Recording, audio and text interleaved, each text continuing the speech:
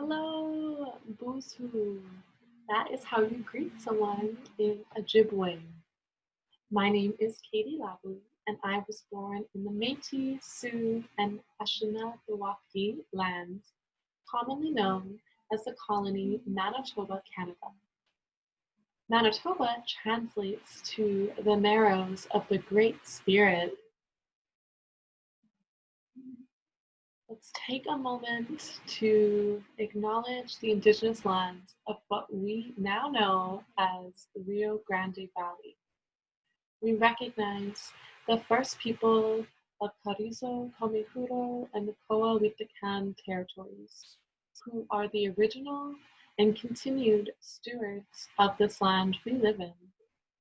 Let us recognize Turtle Island, the whole of North America, and its many gifts the earth generously provide us. Let us give thanks to the nopale, to the tortoise, to the honey mesquite tree, to the great-tailed grackle, to the water, to the sun, and to all of the children of Mother Earth. Indigenous knowledge is passed down through generations of oral storytelling. With this, the story shapes and shifts differently, but the morals and principles hold true. With permission from Mishkiki, meaning medicine, a nonprofit devoted to healing humanity, I have been given permission to share the story of the 7 grandfathers. Mishkiki is found on the Anishinaabe lands, and I'm also going to be sharing the words of the animal interpretations of Selena Mills at today's parenting.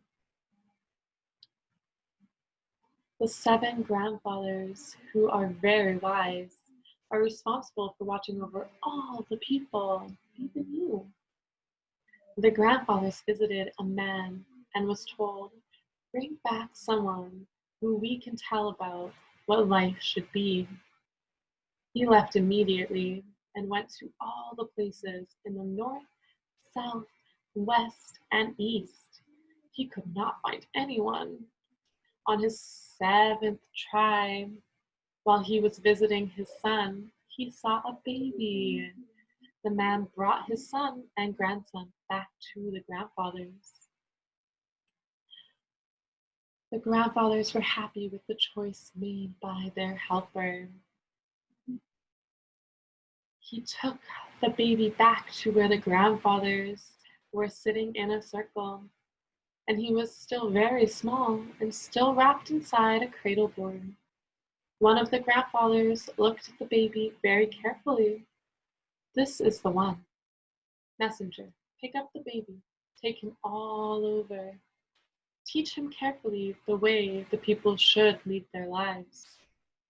The messenger took him, and they went all around the earth. When they came back 7 years later, the boy again saw the grandfathers. He was already a young man. The grandfathers noticed that this boy was very honest. He understood everything that was taught. One of the grandfathers took a drum and started singing.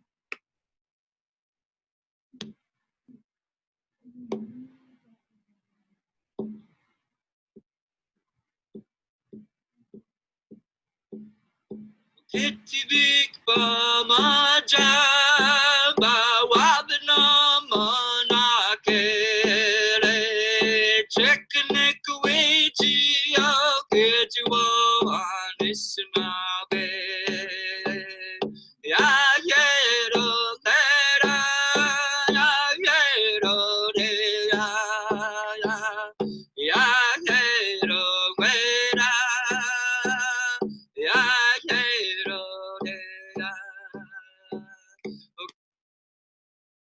Each of the grandfathers gave the boy a teaching. "These are the ones you take with you," he was told. Nibwaakaawin, wisdom, represented by the beaver. To cherish knowledge is to know wisdom. Wisdom is given by the Creator to be used for the good of the people. In the Anishinaabe language, the word expresses not only wisdom, but also means prudence or intelligence. This is represented by the beaver, who patiently uses his impressive teeth and creative mind to build sustainable communities. Be humble in knowing where you excel and what your limits are, and collaborate with others who have expertise you may lack. Zaagi'idiwin.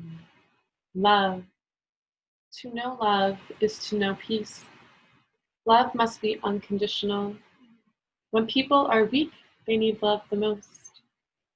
In the Anishinaabe language, this word with the reciprocal theme indicates that this form of love is mutual. Unconditional love cannot be given without loving oneself. Much like the eagle who soars high and carries these teachings from the Creator to share with her young.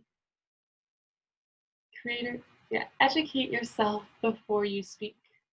Consult with your mentors and your communities and love yourself enough to overcome difficulties. Minaadendamowin. Respect. To honor all of creation is to have respect. All creation should be treated with respect. You must give respect if you wish to be respected. As long as we have walked the earth, so have the buffalo, who have sacrificed themselves to give us warmth, food, and shelter.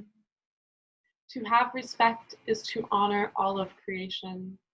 Balance what you need with what you want, and recognize how your own greed may be at the expense of Mother Earth. Do what you can to make a difference and lead by example. Aakode'ewin. Bravery. The bear. Bravery is to face the foe with integrity. In the Anishinaabe language, this word literally means state of having a fearless heart, to do what is right even when the consequences are unpleasant. Awaken the warrior within by facing adversaries with integrity. We see these traits embodied in mother bears, who guide and protect their young with strength and a playful heart. Remember, you can't take care of others without taking time for yourself first. Conquer fear so you can help those you love. And don't forget the power of play and humor. Gwayakwaadiziwin. Honesty. Honesty in facing a situation is to be brave. Always be honest in word and in action. Be honest first with yourself, and you will more easily be able to be honest with others. In the Anishinaabe language, this word can also mean righteousness. Facing a situation with truth, kindness, and compassion is to walk with integrity. The raven who uses his own cleverness to prosper is a potent symbol of the power of honesty. Remain true to yourself, love, and respect your natural form. Dabaadendiziwin. Humility, the wolf. Humility is to know yourself as a part of creation. In the Anishinaabe language, this word can also mean compassion. You are equal to others. You are not better. To know yourself and your gifts is a humble way to set a good example for others in life. Much like wolves who are devoted to their family, uphold the power of love, look for it everywhere, and nurture it just as you would your children. To accept that we all need love to survive is truly humble. Debwewin. Truth. The turtle. Truth is to know all of these things. Speak the truth. Do not deceive yourself or others.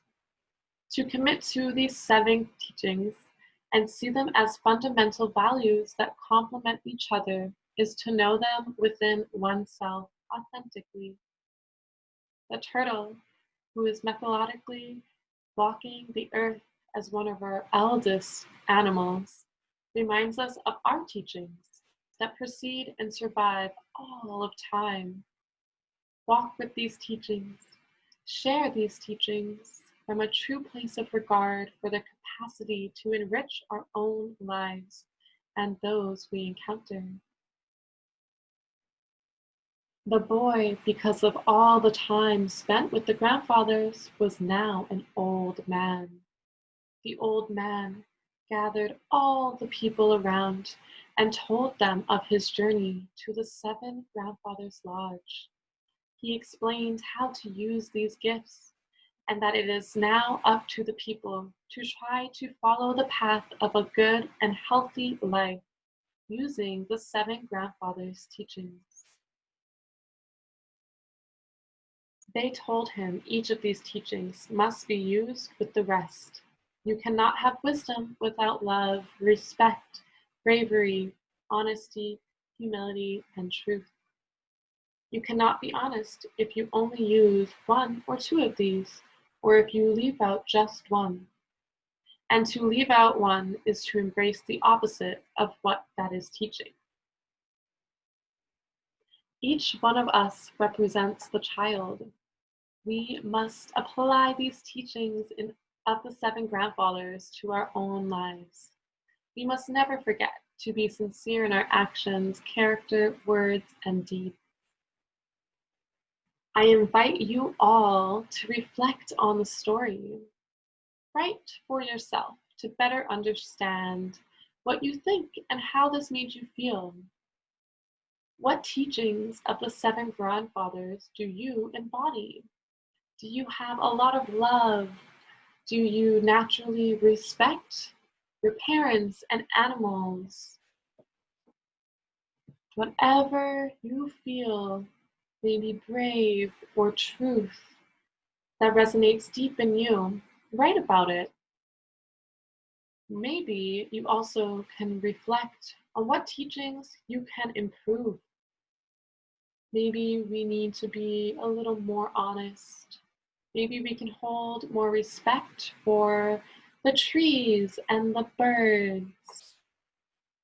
So take a minute to also think and write about what you can do to improve the 7 teachings in yourself. And also consider how you can work on growing this part of you. I also encourage you to get creative and make some art as a form of reflection of this story. One option is to trace a circle, divide it into 7 parts, and then draw the animals and write the virtue they represent in a circle in the center. When you finish that, you can explore outside and connect with nature and see what leaves, flowers, feathers, branches, whatever else the earth might grace you or gift you with, that you can use to add to the decoration of your art. And you can hang it down from your drawing. I encourage you to put your art up somewhere to remind you of the teachings and to encourage you also to live by them. Thank you so much for taking time and energy to be here with me, having an open mind and heart to hear this story, and I hope that this story serves you well. Thank you, Miigwech.